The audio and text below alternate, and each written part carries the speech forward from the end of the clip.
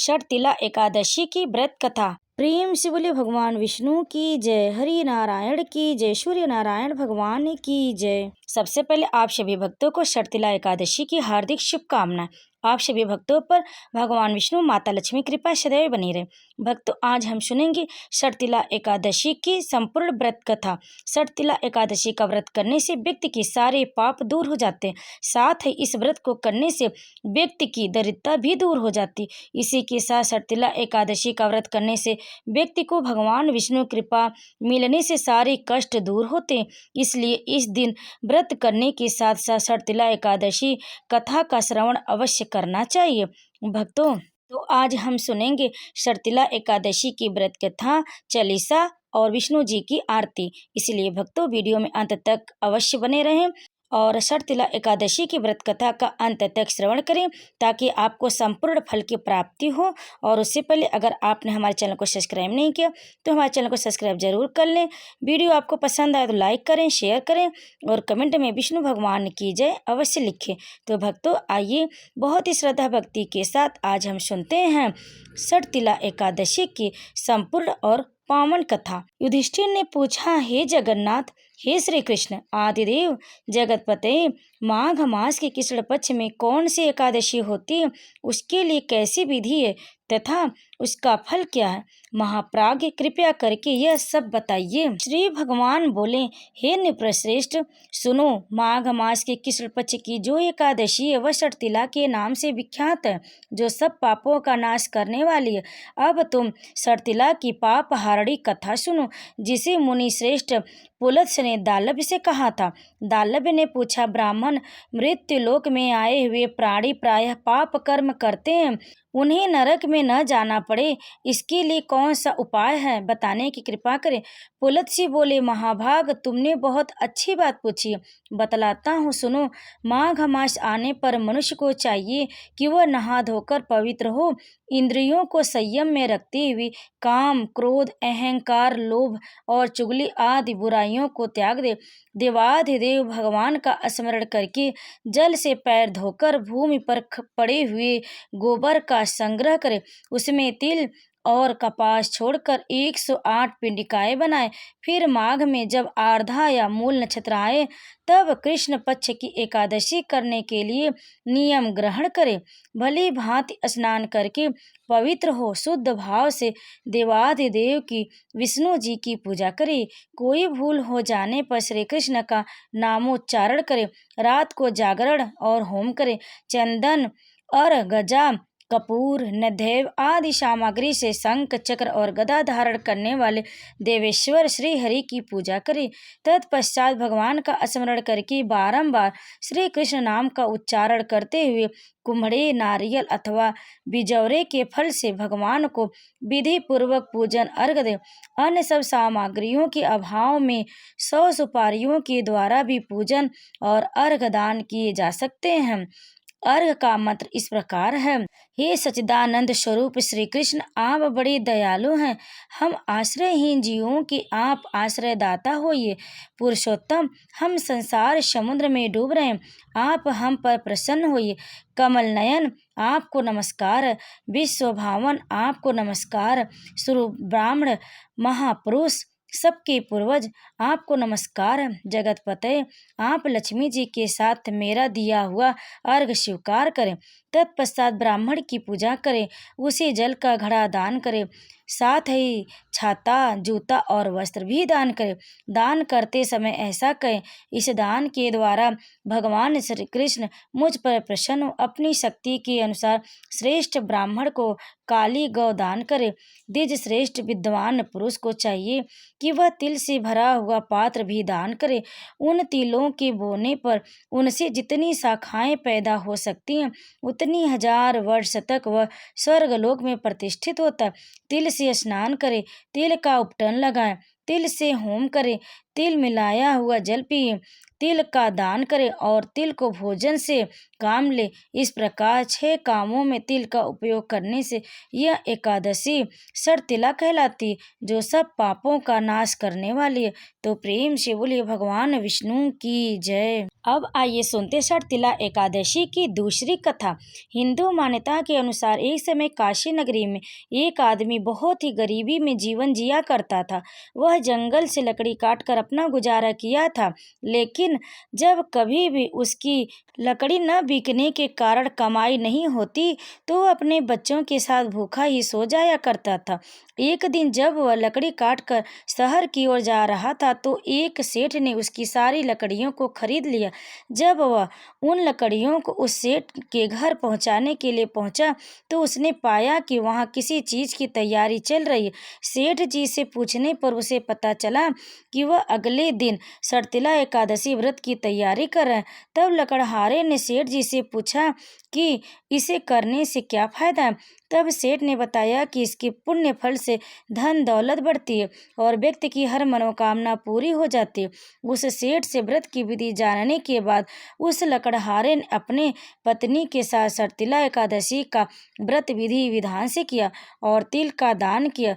उस गरीब लकड़हारे ने एकादशी व्रत का 1 साल तक व्रत किया, जिसके पुण्य फल से वह काशी नगरी का सबसे धनी सेठ बन गया। एकादशी माता, जिस प्रकार तुमने उस लकड़हारे की कामना पूरा करते हुए उसे धन दौलत आदि दिया, वैसे ही सभी को देना। तो प्रेम से बोलिए भगवान विष्णु की जय। एकादशी माता की जय। भक्तों, अब आइए सुनते षटतिला एकादशी की तीसरी कथा। हिंदू मान्यता के अनुसार एक ब्राह्मणी खूब पूजा पाठ किया करती थी, लेकिन वह धर्म कर्म करने के बाद कभी दान नहीं किया करती थी। उसने अपने जीवन में कभी किसी को दान नहीं दिया। मान्यता है कि भगवान विष्णु उसकी पूजा से तो खूब प्रसन्न थे, लेकिन उनके मन में चिंता थी कि ब्राह्मणी पूजा के पुण्य फल से वैकुंठ लोक को प्राप्त कर लेगी, लेकिन अन्न दान के बगैर वहां वह भोजन कैसे प्राप्त करेगी। यही सोचकर एक दिन वह उसके पास भिक्षा मांगने पहुंच गए। जब उन्होंने ब्राह्मणी से भिक्षा मांगी तो उसने अन्न न देकर एक ढेला दे दिया। मान्यता है कि कुछ समय बाद जब वह ब्राह्मणी का शरीर पूरा हो गया तो उसे वैकुंठ लोक प्राप्त हुआ, लेकिन वहां उसे खाने को कुछ न मिला। तो वह दुखी होकर श्री हरि के पास और इसका कारण पूछा। तब भगवान विष्णु ने न सिर्फ उसकी गलती बल्कि उसे सुधारने का उपाय बताते हुए कहा कि तुम वैकुंठ लोक में देवियों से पूछकर षटतिला एकादशी का व्रत करो और पूजा के बाद इस तिल का विशेष रूप से दान करो। इससे तुम्हारे जीवन के पाप और दोष दूर हो जाएंगे और मनोकामनाएं पूर्ण होंगी। मान्यता है कि ब्राह्मणी ने ऐसा ही किया और उसकी सभी समस्याएं दूर हो गई तथा वह श्री हरि की कृपा की पात्र बनी। तो प्रेम से बोलिए भगवान विष्णु की जय, माता लक्ष्मी की जय। अब सुनिए विष्णु चालीसा। विष्णु सुनिए विनय सेवक की चितलाए, कीरत कुछ वर्णन करूं दीजिए ज्ञान बताए। नमो विष्णु भगवान खरारी, कष्ट सावन अखिल बिहारी। प्रबल जगत में शक्ति तुम्हारी, त्रिभुवन फैल रही उजियारी। सुंदर रूप मनोहर सूरत, सरल स्वभाव मोहिनी मूरत। तन पर पीताम्बर अति सोहत, बैजंती माला मन मोहत। शंख चक्र कर गदा विराजे, देखत दैत्य असुर दल भाजे। सत्य धर्म मद लोभन गाजे, काम क्रोध मद लोभन छाजे। संत भक्त सज्जन मन रंजन, दनुज असुर दुष्टन दल खंजन। सुख उपजाय कष्ट सब भंजन, दोष मिटाय करत जन सज्जन। पाप काट भव सिंधु उतारण, कष्ट नाश कर भक्त उबारण। करत अनेक रूप प्रभु धारण, केवल आप भक्ति के कारण। धरण धेनु बन तुम ही पुकारा, तब तुम रूप राम का धारा। भार उतार असुर दल मारा, रावण आदिक को संहारा। आप वराह रूप बनाया, हिरणाक्ष को मार गिराया। धर्मत्स तन सिंधु बनाया, 14 रत्नन को निकलाया। अमिलक असुरन द्वंद मचाया, रूप मोहिनी आप दिखाय। देवन को अमृत पान कराया, असुरन को छवि से बहलाया। कूर्म रूप धर सिंधु मझाया, मंदाचल गिर तुरत उठाया। शंकर का तुम फंद छुड़ाया, भस्मासुर को रूप दिखाया। वेदन को जब असुर डुबाया, कर प्रबंध उन्हें ढूढ़वाया। मोहित बनकर खल ही मचाया, उसही करके भस्म करा। असुर जलंधर अति बलदाई, शंकर से उर कीन लड़ाई। हार पार शिव शकल बनाई, किन सति से छल खल जाय। सुमिरन कीन तुम्हें शिवरानी, बतलाही सब विपत कहानी। तब तुम बने मुनीश्वर ज्ञानी, वृंदा की सब सुरति भुलानी। देखत तीन दनुज शैतानी, वृंदाय तुम्हें लिपटानी। सो स्पर्श धर्म क्षति मानी, हना असुर उर शिव शैतानी। तुमने ध्रुव प्रहलाद उबारे, हिरणाकुश आदिक खल मारे। गणिका और अजामिल तारे, बहुत भक्त भव सिंधु उतारे। हरहु सकल संताप हमारे, कृपा करहु हरि सिरजनहारे। देखहु मैं निज दर्श तुम्हारे, दीन बंधु भक्तन हितकार। चाहत आपका सेवक दर्शन, करहु दया अपनी मधुसूदन। जानहु नहीं योग्य जब पूजन, होय यज्ञ स्तुति अनुमोदन। शील दया संतोष सुलक्षण, विदित नहीं व्रत बोध विलक्षण। करहु आपका किस विधि पूजन, होय यज्ञ स्तुति अनुमोदन। शील दया संतोष सुलक्षण, विदित नहीं व्रत बोध विलक्षण। करहु आपका किस विधि पूजन, कुमति बिलोक होत दुख भीषण। करहु प्रणाम कौन विधि सुमिरन, कौन भांति मैं करहु समर्पण। सुर मुनि करत सदा सेवकाई, हर्षित रहत परम गति पाई। दीन दुखिन पर सदा सहाई, निज जन जान लेहु अपनाई। पाप दोष संताप नसाओ, भव बंधन से मुक्त कराओ। सुख संपत्ति दे सुख उपजाओ, निज चरणन का दास बनाओ। निगम सदाए विनय सुनावे, पढ़े सुने सो जन सुख पावे। विष्णु भगवान की जय। भक्तों अब आइए सुनते हैं विष्णु जी की आरती। ओम जय जगदीश हरे, स्वामी जय जगदीश हरे। भक्त जनों के संकट क्षण में दूर करे।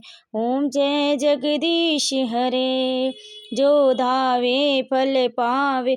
दुख बिन से मन का, सुख संपत्ति घर आवे। कष्ट मिटे तन का। ओम जय जगदीश हरे, मात पिता तुम मेरे, शरण गहूँ किसकी। तुम बिन और न दूजा, आश करूं जिसकी। ओम जय जगदीश हरे, तुम पूरन परमात्मा, तुम अंतर्यामी।